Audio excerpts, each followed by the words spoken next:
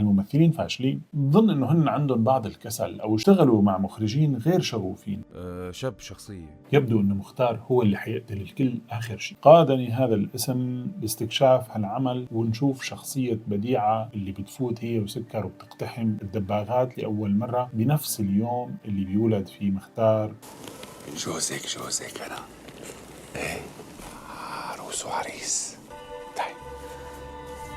خدي نفس. ولدت بديعة المعاقة ذهنيا نصف الشخصيات الرئيسية لهذا العمل. ليش هالعمل من أكثر الأعمال جماهيرية ولاقى المتابعة العظيمة؟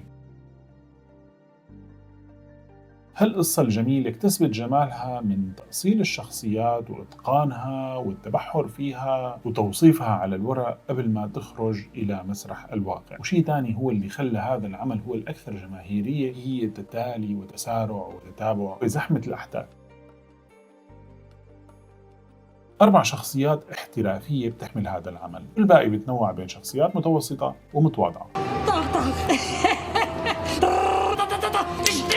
لكن رشا تراهن على الكل، كأنه بدها تقول إنه الممثل المحترف والممثل الموهوب عندي هن بيتساووا بمشهد واحد بدون تباين بالفرق. نجحت رشا بالمراهنة على الممثلين اللي كانوا موجودين سابقا واللي كانوا ضعيفين أو قليلي الموهبة، واشتغلت عليهم وقدمتهم من جديد.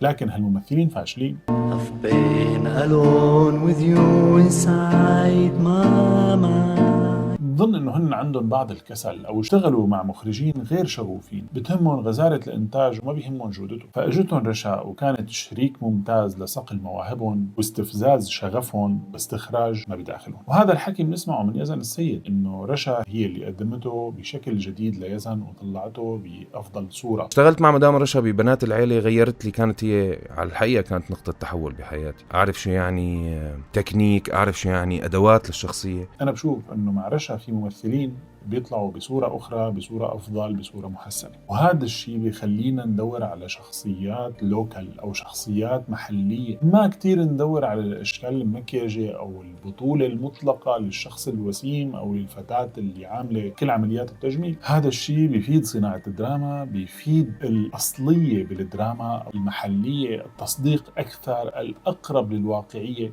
هذا الشيء بيطلع العمل أقرب إلى القلب.